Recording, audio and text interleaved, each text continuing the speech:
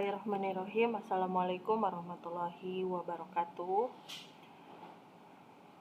Kali ini saya akan menjelaskan mengenai prosedur penetapan kadar Ca2+ dengan metode titrasi permanganometri. Perlu diketahui bahwa titrasi permanganometri ini merupakan titrasi reduksi oksidasi di mana nalitnya itu nanti akan dioksidasi oleh suatu oksidator berupa KMnO4. Permasalahannya dalam penetapan kadar Ca2+ ini, si analit atau Ca2+ dia tidak bisa teroksidasi oleh KMnO4. Sehingga untuk kita bisa menetapkan kadar dari Ca2+ ini, maka kita perlu merubah si Ca2+-nya ini ya diendapkan sebagai oksalat ya, sebagai oksalatnya dari si kalsium. Jadi kalsiumnya nanti kita endapin dulu sebagai oksalat, baru endapan tersebut yang nantinya akan kita titrasi dengan larutan kalium permanganat. Prosedurnya sebagai berikut ini. Yang pertama, tentunya kita timbang terlebih dahulu garam kalsiumnya ya. Nah, garamnya ini ditimbang sekitar 0,1 gram ya. Cukup 0,1 gram ditimbang, kemudian ditambahkan 7,5 mili HCl5N ya. Jadi HCl-nya cukup pekat, tambahkan 7,5 mili. Fungsinya untuk apa? Yang pertama, selain untuk melarutkan, si HCl ini juga berfungsi untuk memberikan suasana asam. Nah, kenapa harus asam nanti suasananya? Karena dalam pengendapan si Ca dengan oksalat itu suasananya harus asam dan dalam kondisi panas ya. Ini adalah suasana pengendapan. Jadi dia si kalsium itu bisa mengendap oleh amonium oksalat nanti kalau dia suasananya asam. Kemudian kita encerkan sampai 100 mili ya. Nah, kita gunakan aja beker ya, beker yang cukup besar untuk pengenceran dari garam kalsium ini ya, supaya dia mudah kita reaksikan. Jadi kita larutinnya itu di dalam beker ya. Ditambahin 7,5 mili HCl5N ya, kemudian udah encer sampai 100 mili, kita panaskan hingga suhunya itu 70 sampai 80 derajat Celcius ya. Jadi suasana pengendapan itu selain harus asam juga panas ya. Nah, untuk tahu suhu sudah mencapai suhu 70 sampai 80 derajat Celcius, bisa kita gunakan termometer atau bisa kita lihat, bisa kita pantau dari perubahan larutannya ya. Kalau misalnya udah timbul gelembung pertama, kemungkinan itu suhunya sudah mencapai 70 sampai 80 derajat Celcius. Kemudian kita tambahkan larutan pengendapnya. Larutan pengendapnya itu apa? Amonium oksalat ya. Jadi nanti si Ca akan diendapkan sebagai oksalatnya dengan ditambahkan pereaksi amonium oksalat dengan konsentrasi 4% yang panas. Jadi kita panasin dulu amonium oksalatnya.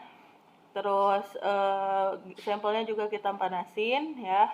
Setelah itu baru ditambahkan amonium oksalat. Penambahannya itu perlahan-lahan sambil diaduk ya. Nah, kemudian nanti untuk menetralkan pH larutannya, kita tambahin amonium hidroksida 7N sampai si larutannya itu berwarna kuning ya. Nanti endapan yang terbentuk itu cukup kasar ya, sehingga nanti kalau endapannya cukup kasar maka nanti bisa mudah disaring. Penambahan amonium oksalat kita lakukan sampai dengan si larutannya berwarna kuning. Kemudian kita diges si larutan, kita tunggu diamkan selama 1 sampai 2 jam. Ya, untuk apa? Untuk menyempurnakan pengendapan. Sambil kita mendiamkan si larutan ini ya selama didiges, kita siapkan larutan pencucinya. Ya, larutan pencucinya itu adalah larutan amonium oksalat 1% ya, yang panas, larutan pencucinya itu. Ya.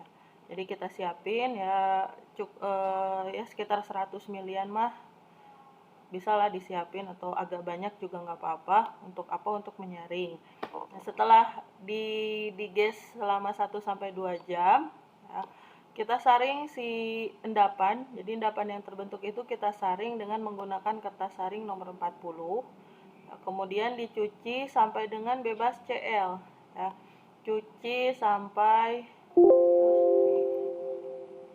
dicuci sampai bebas Cl ya. Caranya bisa kalian cari tahu ya. Pokoknya yang dicuci filtratnya sampai dengan nanti bebas klorida dan bebas oksalat juga. Kenapa harus bebas klorida?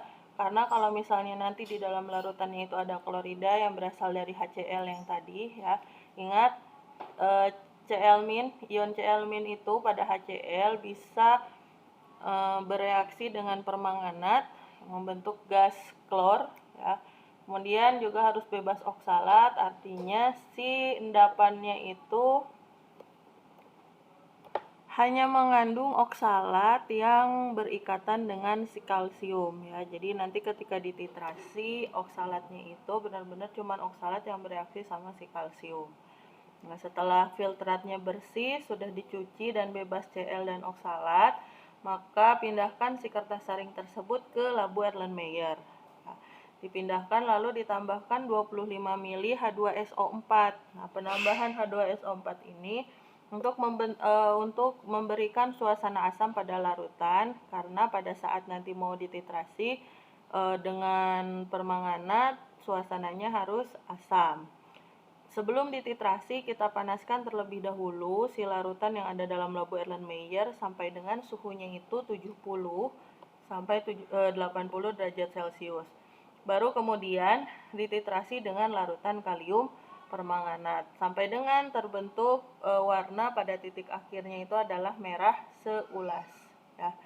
Jadi dititrasi sampai terbentuk warna merah seulas, lalu dicatat volume titrasinya.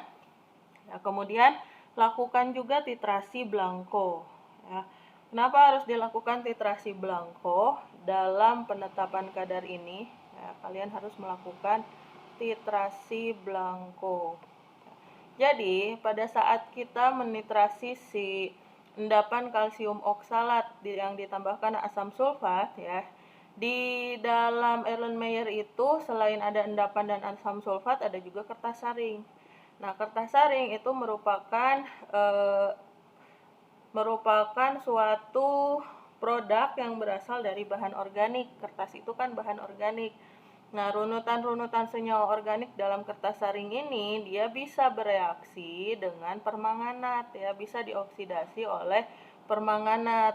Sehingga kita harus tahu nih berapa kira-kira permanganat yang dipakai untuk mengoksidasi runutan senyawa organik pada kertas saring ya.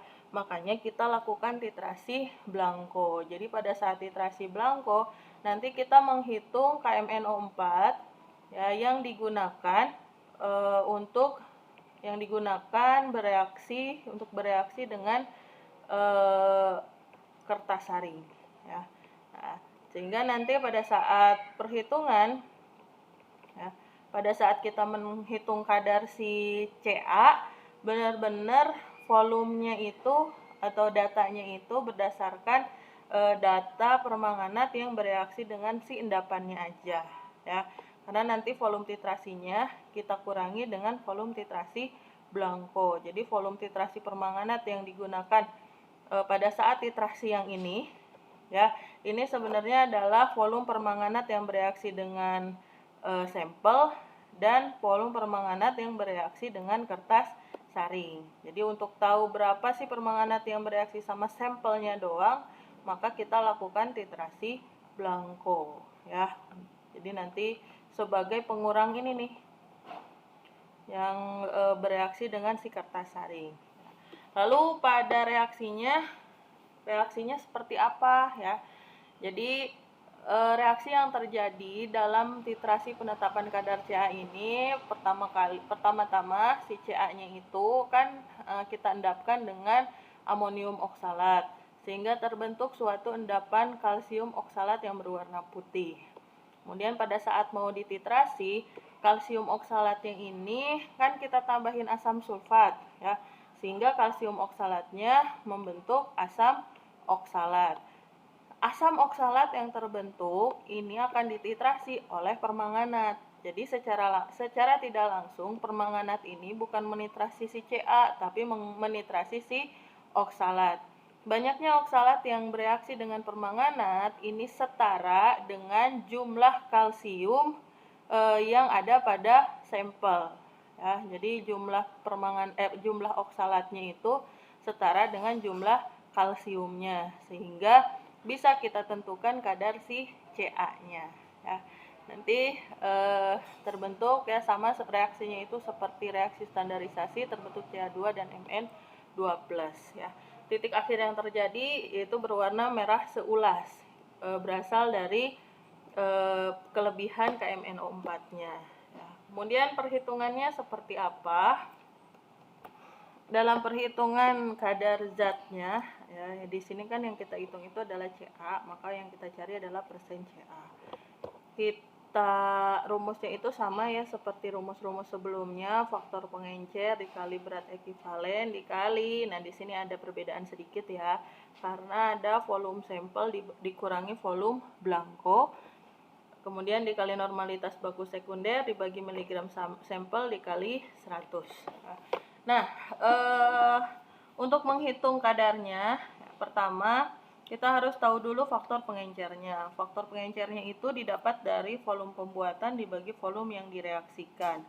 Pada saat kita mau menitrasi si Ca, ya, si sampel dengan permanganat, nah endapannya itu kan langsung kita masukin ke Erlenmeyer, ditambahin 25 mili H2SO4, terus dipanasin lalu dititrasi kan. Nah, artinya volume pembuatannya itu sama dengan 25 mili. Kemudian volume yang direaksikannya juga 25 mili, karena pada saat endapannya dilarutin dengan asam sulfat itu langsung dititrasi, artinya volume pembuatan dengan volume yang direaksikan itu sama, berarti faktor pengencernya sama dengan 1. BE-nya itu BE dari siapa? BE dari si Ca. BE dari Ca-nya nanti dihitung dari nilai AR dibagi valensi. Kemudian dikali volume sampel dikurangi volume blanko. Nah, volume sampel ini yang mana? Volume sampel ini adalah volume pada saat titrasi sampel. Nah, kalau misalnya kalian titrasinya dilakukan secara duplo, triplo, dan seterusnya, maka volume titrasinya bisa dirata-ratakan. Tapi kalau titrasinya simplo cuma 1 kali, maka langsung aja masukin data titrasinya. Dikurangi volume blanko. Ya, volume blanko tuh dari mana? Dari titrasi blanko. Nah, bagaimana cara titrasi blanko? Ya, tadi belum sempat dijelaskan. Jadi titrasi blanko itu ya prosedurnya sama seperti prosedurnya itu dari sini. Ya, untuk titrasi blanko pas titrasinya aja. Jadi kalau titrasi sampel kita pindahin kertas saring yang berisi endapan ke labu Erlenmeyer, kemudian tambahin H2SO4, panasin baru titrasi.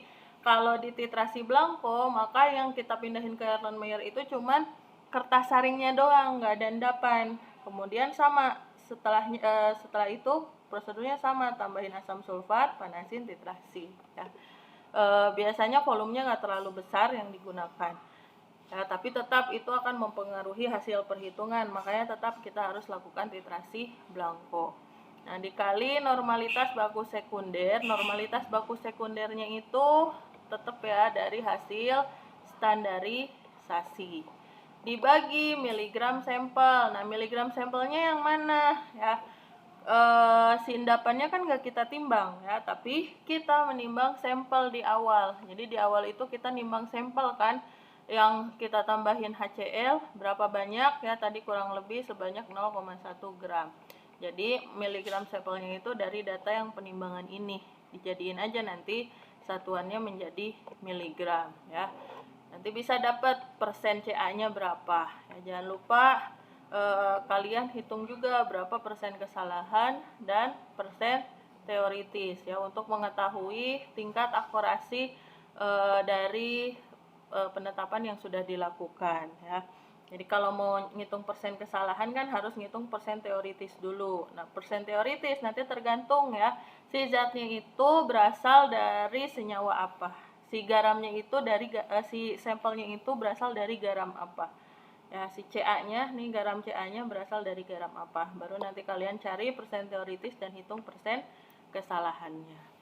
Oke, baik. Demikian penjelasan saya mengenai prosedur penetapan CA dengan metode titrasi per manganometri. Terima kasih. Assalamualaikum warahmatullahi wabarakatuh.